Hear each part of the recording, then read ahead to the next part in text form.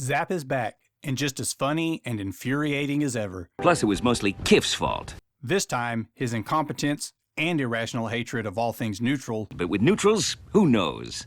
It sickens me. lands him in hot water and stripped of his rank as captain, along with Kiff's annoying ass. Brannigan having to begin again, which is this episode's title, is a reference to a 1985 movie, Finnegan Begin Again. After joining the Planet Express crew and doing the most Zapp thing ever, this episode comes full circle. I'll call and tell you about it. Now, this episode showcases a lot of interesting background characters and plenty of great Zapp moments for the history books. Kiff, we have a conundrum.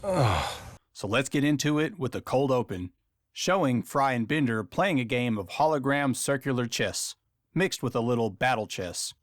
And I'm sorry, I don't believe for 1 second that Fry actually knows how to play this game, even if his horsey won this battle.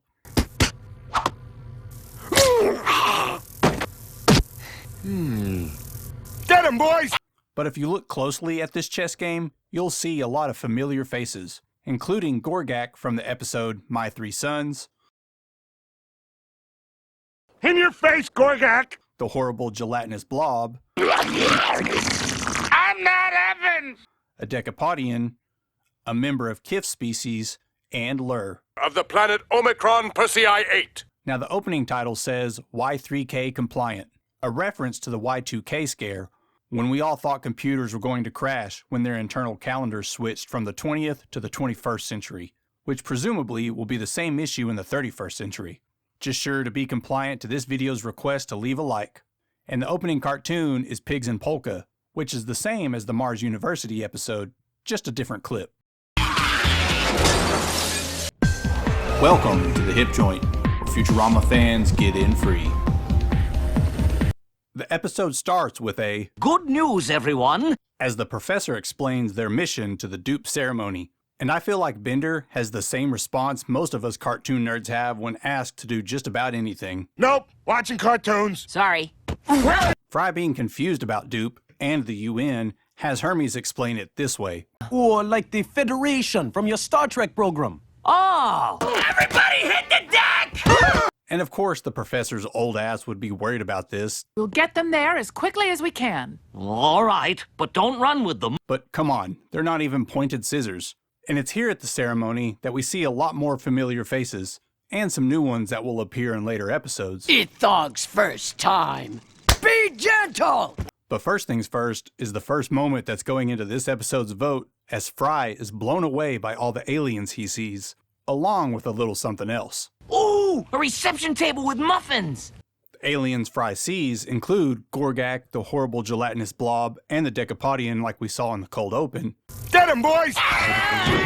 and this robot elder from Fear of a Bot Planet. That's for sure. But our first new character and voice credit goes to Glab, leader of Dupe, I'm going to allow this. as she introduces the new headquarters along with the president of the neutral zone. I have no strong feelings one way or the other. Another new character we see, though she's not named, is this large woman. Big rats there! Make crush with club! Or she could be one of the petite women. That's so interesting.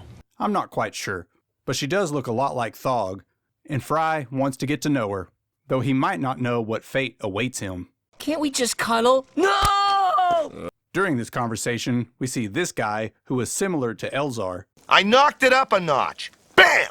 And lastly, we see this guy from the planet Wormulon, presumably one of the halves of Glermo, because of the way he talks later in the episode. We find the defendant guilty. But now, it's time for Zapp to make his appearance, along with his hatred for all things neutral, that seem to make sense. With enemies, you know where they stand, but with neutrals, who knows? To him, at least. It sickens me.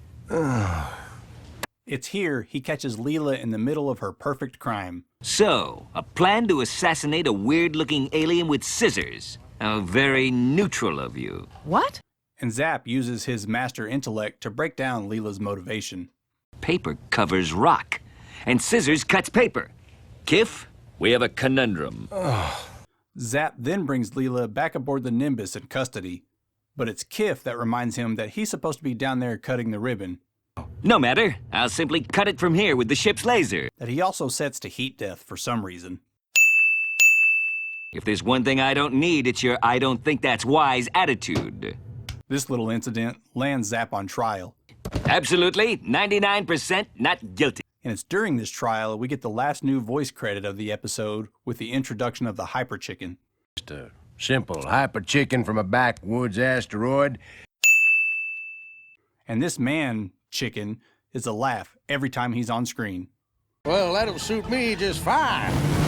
And I have a lot of questions about Dupe's legitimacy, given how decorated a soldier Zapp is. He rented it with his tax refund. Even though all his so-called accomplishments sound a lot more like war crimes. Fresh from his bloody triumph over the pacifists of the Gandhi Nebula. Because as Glarb is overseeing this hearing, she seems to let a lot of things slide, almost dropping all charges against Zapp, Dismiss all charges? and also saying I'm going to allow this. 3 separate times.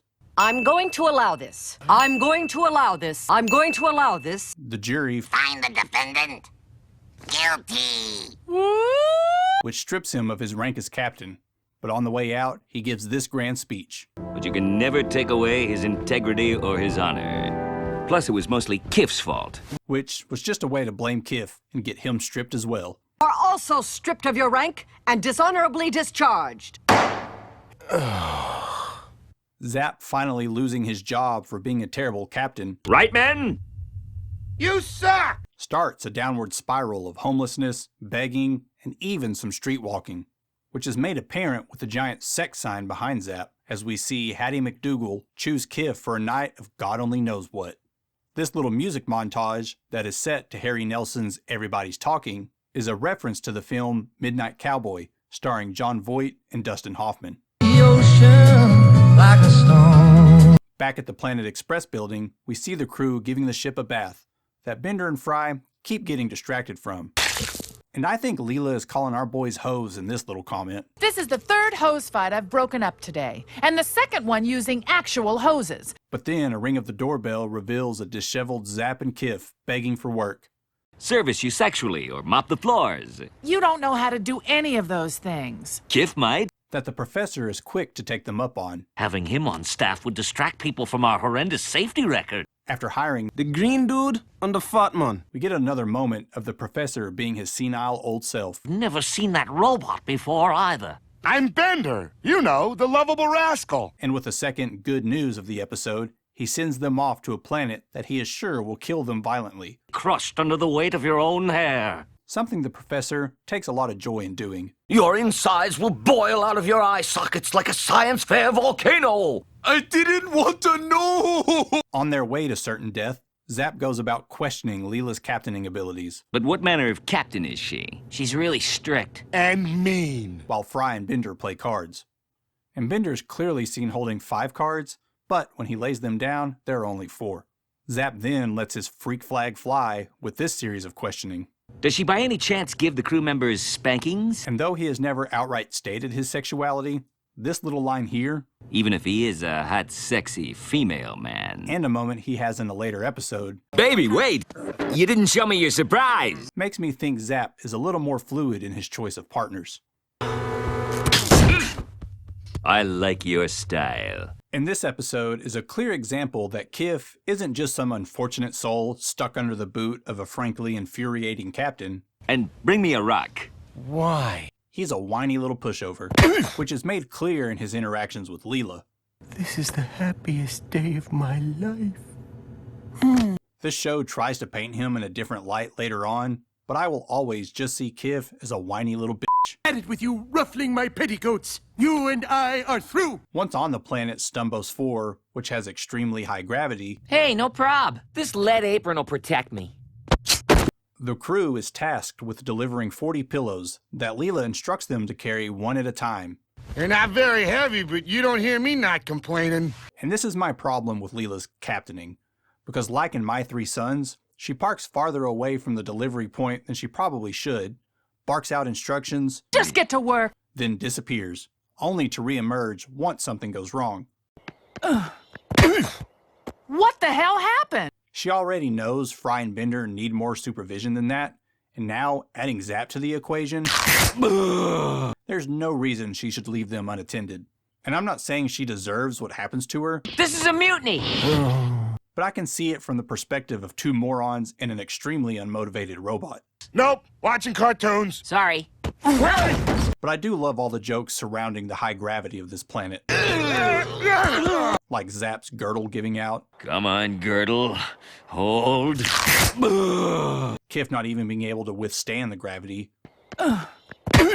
Zapp asking Leela about her bra, Does the company that made your bra make a girdle as well? I ask because a friend of mine... Just get to work. Fry welcoming the refreshing rain, That'll cool us off. and this great quote from Fry. If she had let us use the backup dolly, we could have broken it, given up, and gone home by now. All of this lends itself in the vote for best moment. Come on, Girdle. Hold. And a few things worth mentioning about Leela walking onto this planet is one, how the hell is she able to keep her hand up with her wrist thingy on? That also seems to change the color of her hand in this shot. But like I said, it's not hard to understand why the guys would mutiny over this kind of treatment, especially when Zapp makes this kind of offer. For all I cared, they could sit around the whole day drinking beer in their underpants. Beer?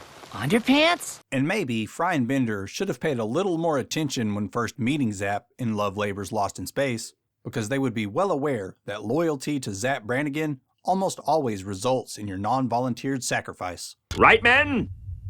You suck! Because Zapp uses his new title as captain of the Planet Express ship to launch an attack against the neutral planet, Fly the white flag of war. which again, he has an irrational hatred for. It sickens me. And the final vote for best moment goes to Fry, and his picturesque description of how their attack is going to play out. And they're gonna be like, ah! And then we'll have pancakes to celebrate, and I'll be like, Unfortunately, Fry and Bender learn their role in this attack is this plan gonna kill us? and aren't too keen on the idea of dying, In a hellish firestorm from which no living thing can escape. so they double mutiny Leela back into leadership. So it's mutiny, is it? I never thought I'd see the day. And I'm sorry, this moment falls on Leela too. Why is there only one spaceship on board? I know Bender doesn't need one, but I feel like OSHA protocol would be one spacesuit for every member on board. Now help me into the only spacesuit. And who the hell is this child's spacesuit for anyway? Except to let us know how much of a baby Kiff is. So I kind of agree with Leela's decision to kick him out. She actually listens to what I have to say. Luckily, it's a simple fix to prevent the attack on the neutral planet, Leela, save me! And yourself, I guess! And my banjo! And Fry! other than this mild inconvenience. And load all the dark matter into the left engine. Oh man, that crap's heavy! And more. I just wish we could hear how Zapp spun this story in his favor, My quick thinking allowed me to do whatever I did to save the day. and what magic he is referring to. Captain Leela, is this rambling story of magic and heroism true? Either way, Zapp gets his title back, and his first thing is to have Kiff shave his armpits again. Even though when Kiff told this story, he made it seem like it was only a one-time thing, but the way Zapp motions makes it look like it's a regular occurrence. I'll call and tell you about it.